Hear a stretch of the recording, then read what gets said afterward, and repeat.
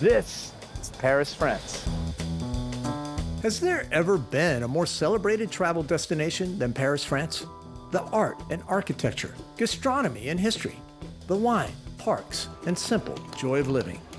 Indeed, this magical city's pace of life has lured romantics, artists, and tourists for centuries. Yes, there are stereotypes of snobbery and rudeness, but I found Parisians to be polite, tolerant, and at times, downright hospitable. As you know by now, I'm no luxury-seeking bon vivant.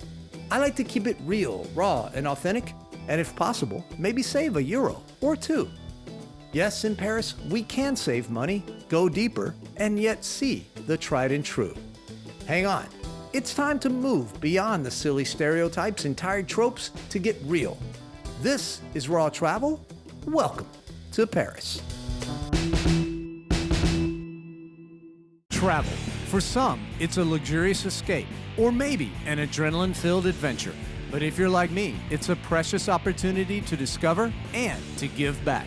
It's time to get real. It's time to get raw. It's time for RawTravel.